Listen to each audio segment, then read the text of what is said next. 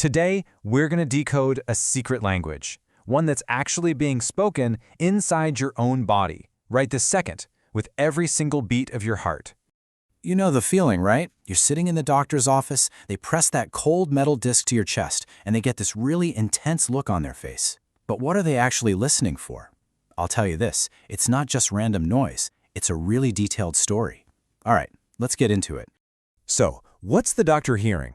Well, it's not just some random listening session. It's actually part of a super structured process, the physical examination. And the listening part, it's got a fancy name, Auscultation. And believe me, it's a huge piece of the puzzle. So a full cardiac exam basically breaks down into 3 steps. First up, you've got inspection, and that's literally just looking carefully at the patient. Then there's palpation, where the doctor is feeling for the heartbeat and for different pulses. And finally, the star of our show today, auscultation, the actual art of listening. Okay, so the absolute foundation of this whole language, it's built on 2 super simple sounds you definitely already know, that classic lub, dub. In the medical world, we just call them S1 and S2. And seriously, everything else we're going to talk about today, all the extra sounds, the weird rhythms, it's all understood by comparing it back to these 2 main sounds. If you can get S1 and S2 down, you're on your way to speaking the heart's language. So let's start with S1. That's the lub. Just picture the heart having these little doors between its top rooms, the atria, and its bottom rooms, the ventricles. S1 is the sound you hear when those doors, the mitral and tricuspid valves, slam shut as the heart gets ready to pump blood forward. And then, boom, right after that, you get S2, the dub. This is the sound of the second set of doors slamming shut.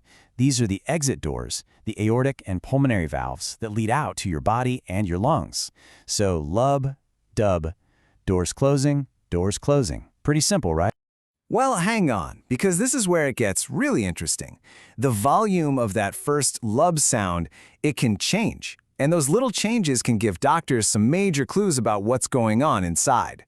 This is where the real detective work kicks in. A really loud S1, that can happen if your heart is beating super fast, or with a condition like mitral stenosis, where that valve is kind of stiff. On the flip side, a soft, muffled lub might point to a slow heart rate, maybe a leaky valve, or even some damage to the heart muscle itself, like what happens after a heart attack, a myocardial infarction.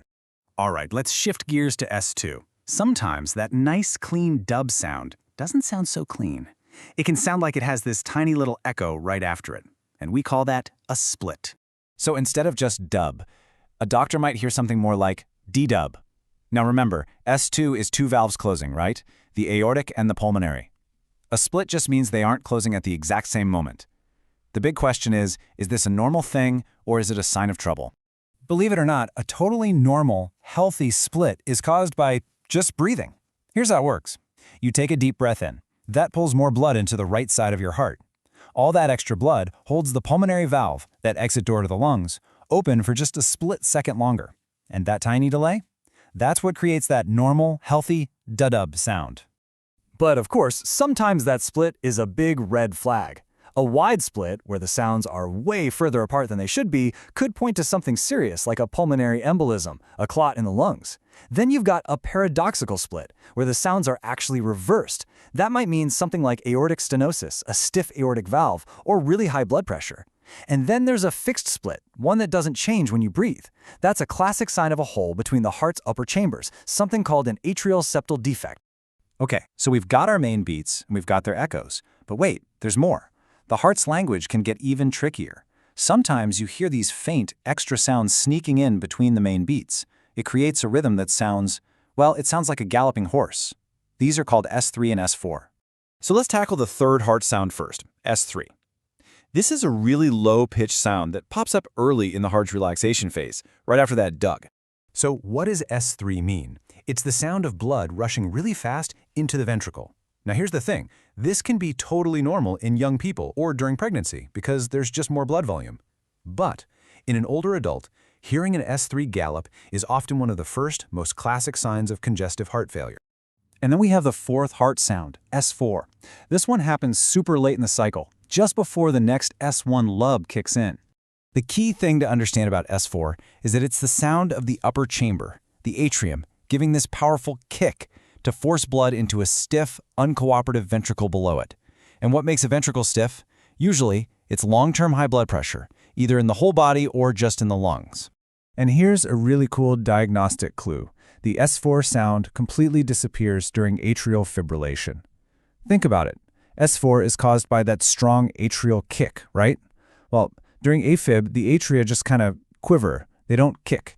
So if a doctor was hearing an S4 and it suddenly vanishes, that's a huge clue the patient might have just gone into AFib.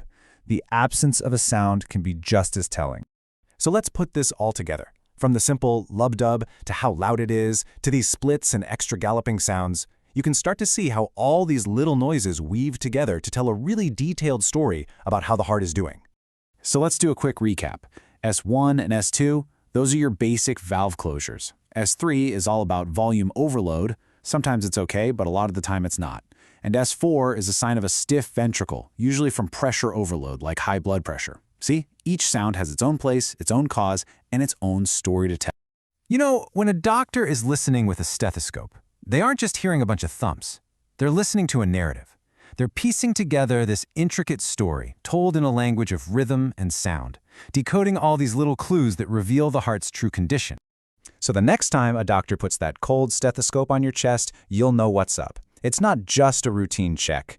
It's like a deep listening session, a reading of the most important story your body has to tell. And hey, now you speak a little bit of the language too. So what do you think your heart is trying to say?